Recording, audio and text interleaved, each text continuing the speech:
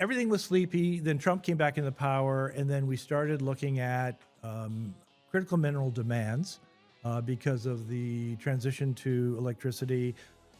Even now, power, battery systems. Oh, the EV systems, yeah. EV. Lithium.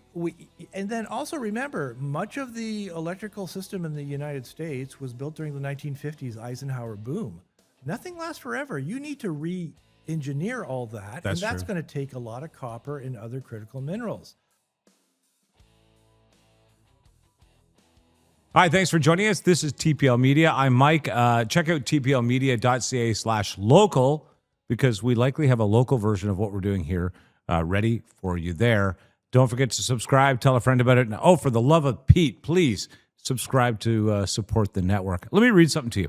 The Ring of Fire, a massive 5,000 square kilometer crescent of critical minerals located in the James Bay lowlands of northern Ontario. Well, it's transitioned from decades of speculative policy discussion into an active, high-stakes infrastructure reality. And I find the whole thing questionable. And that's why joining us today, Stan Sudol, who, by the way, is one of the leading minds talking about mines in this country, natural resources and such. And I appreciate you join us often to talk about this and straighten us out. So thanks. I appreciate it. Glad to be here. Glad to be here. So let's start with this. Now, I see first of all, I'm your average Canadian and probably less educated than most and probably less patient than most, but I hear about the Ring of Fire ongoing and for you just said to me for the last 15 years, we've debated roads up there.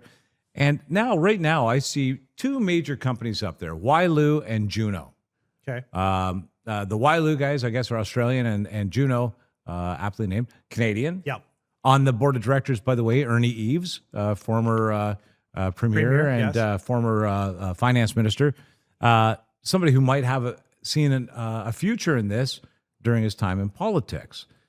Can you give me, Stan, an understanding of who these two companies are and what they're up to right now up there? And then we'll bring it back around to the overall what's going on up there. Wyloo was the company that took over Noront, which took over the Oak Cliffs assets. Okay, so it's a little bit of a soap opera mining-wise over the past 10, 12, 15 years. They have a very good, very rich nickel, copper, PGM, which is platinum group metal, and cobalt mine.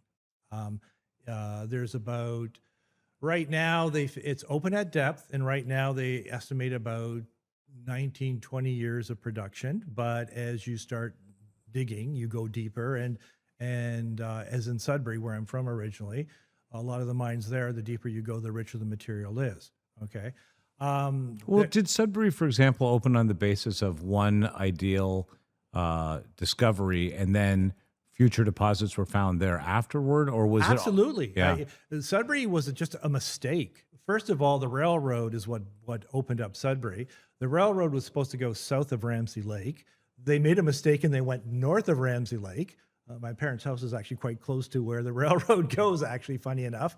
And they saw this weird rock and they investigated it, and it became one of the first mines, Murray Mine.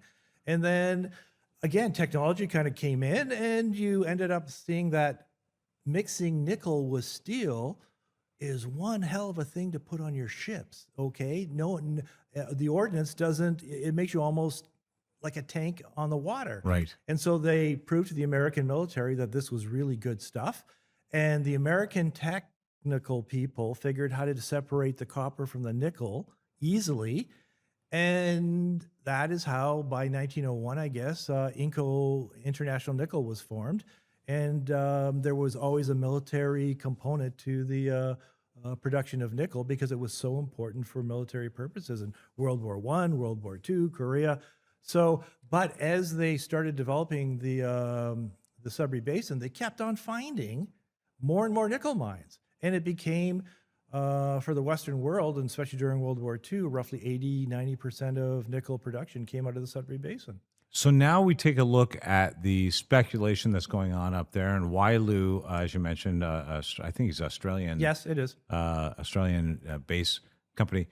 What is the difference between the strategies of these two companies at the moment? Is Wyloo only here on the basis of one claim and they're going for that claim, while Juno is out there really gobbling up as much 3,200 kilometers of land rights, I've noticed, for minerals is their mission. What is that what you're noticing? Is there a different mission on the part of these two companies? Well, with Wyloo, they're doing their more exploration, like not internal exploration, and their due diligence on building a mine because they have that one mine. They have about 35% of the claims in the Ring of Fire. Juno has roughly 50%, and then there's some various other smaller claims. But a lot of, until Trump came back into power, it was kind of falling asleep because we weren't making any progress on the roads that we needed. Because you can't develop a Ring of Fire, you can't develop a nickel copper mine in the Ring of Fire without roads. Well, so interesting because that's always been that's the number one discussion. We need roads. We need roads. We need roads.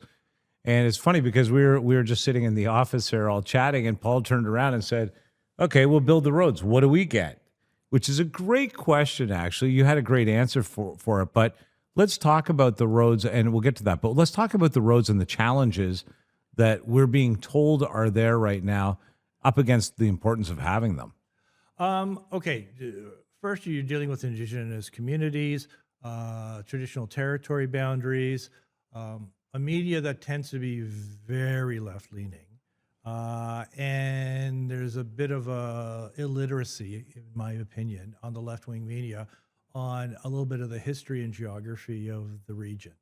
All right. So you've got this mixture, and then politicians tend to react to what's in the media. Oh, yes, that's true. Okay. So which is the importance of having educated reporters Right. as opposed to stenographers. But that seems to be not the case in, say, CBC Thunder Bay or the Toronto Star when it comes to Indigenous and mining issues. I'm just a little bit peeved with both of these institutions. But I hear it. yes. But what's happening? And then, of course, everything was sleepy. Then Trump came back into power, and then we started looking at critical mineral demands because of the transition to electricity. Even now, power, battery systems. Oh, the EV systems, yeah. EV. Lithium. And then also remember, much of the electrical system in the United States was built during the 1950s Eisenhower boom. Nothing lasts forever. You need to re-engineer all that, That's and that's true. going to take a lot of copper and other critical minerals. Whereas China had their boom in the 2000s, so they built a very modern industrial electrical system while we were coasting our own. So, and we got lackadaisical, and we'll let China do that. Let's let Africa do it. And then all of a sudden, things have changed. There's competition between America and China. China knows that security supply of metals is a weak spot for the Americans. Trump has clued into this, thank God, more intently.